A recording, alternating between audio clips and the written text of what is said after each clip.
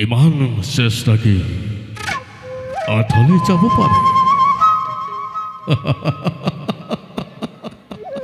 ইমান পাপ কি পৃথিৱীয়ে সহ্য কৰিব পাৰে মোৰ আজন্ম সাধনাৰ সফলতাৰ ফল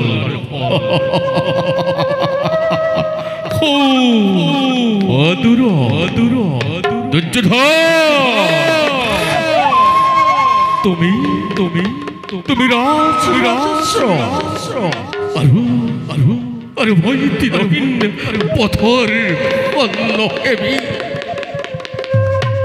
তুমি শত জীৱিত ভাতাৰ জ্যেষ্ঠ আৰু মই শত পেটত মাৰ কনিষ্ঠ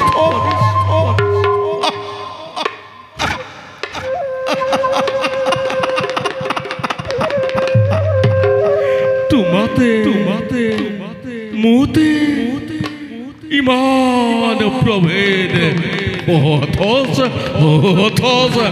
ইমান আপোন তুমি মোৰ মৰমৰ ভাগিন আৰু মই তোমাৰ বুদ্ধি দানা স্নেহৰ মাতুল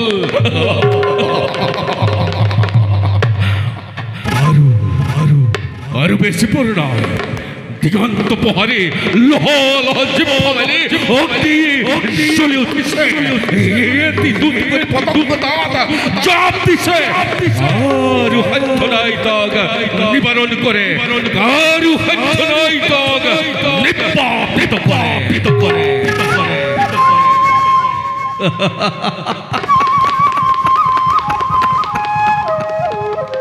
মূৰ্খ মানৱ তেজৰ ঢৌ উঠিছে আৰু তই গীতৰ ৰাগিনী তুলিছ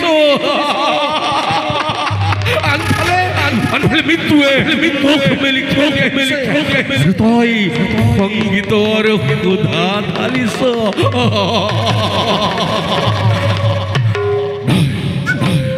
নহয় তই ঠিক কৰিছ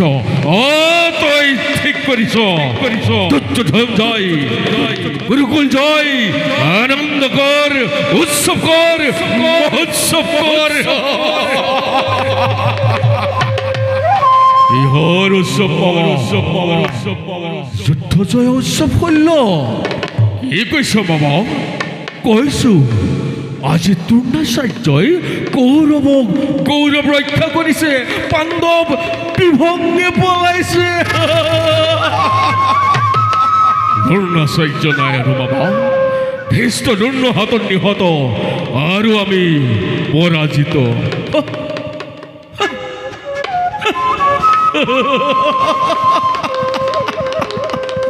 তুমি সুন্দৰ মিছা কথা ক'ব জানা কইল মিছা নহয় বাবা শত্ৰু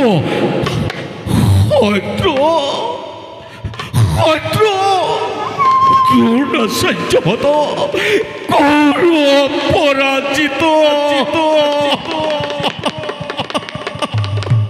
মোক কি শুনালাই কইল মোক কি শুনালাই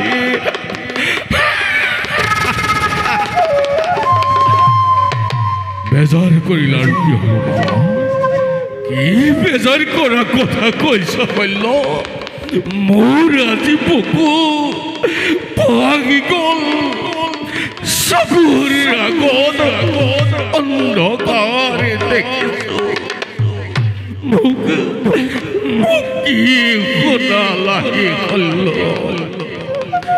ধৈৰ্য নেহৰা বাবা তুমি অধৈৰ্য হলে দুৰ্যোধনক কোনে সান্তনা দিব ঠিক কৈছো শল্য মই অধৈৰ্য হোৱা উচিত এতিয়াও আমাৰ শক্তি আছে এতিয়াও আমাৰ শক্তি সামৰ্থ্য আছে মই এতিয়া বুজিব পাৰিছো ইয়াৰ ভিতৰত কথা আছে ইয়াৰ ভিতৰত কথা আছে সেইবোৰ থাওক এতিয়া। এইবাৰ তুমি সেনাপতি হ'ব লাগিব শল্য। তুমি পাণ্ডৱক মৰমৰ চকুৰে চোৱা ভীষ্ম, আৰু অৰ্জুন গুৰু দুৰ্ণ নোহোৱা তুমি শল্য। তুমি পাৰিবা। এদিনৰ ভিতৰতে কৌৰৱক বিনাশ কৰি, পাণ্ডৱক বিনাশ কৰি কৌৰৱ বিজয়ী ধ্বজ উৰাব পাৰো পাৰো। কিন্তু আৰু কোনো কিন্তু নাই শল্য, আৰু কোনো কিন্তু নাই। তুমি সেনাপতি হবই লাগিব।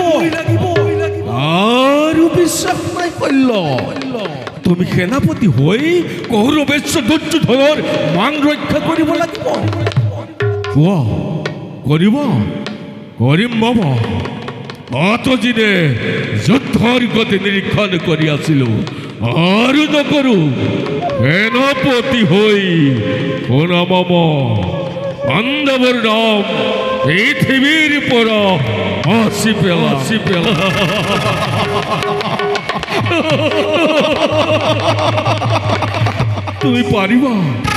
তুমি পাৰিবা শল্য। কিন্তু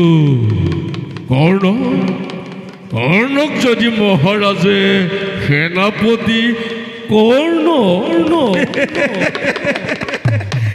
এইভাবে কোনো চিন্তা নাই শল্য।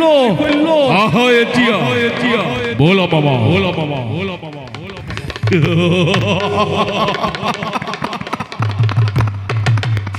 মূৰ্খ, তয়ো পতংগ, তয়ো যাবি।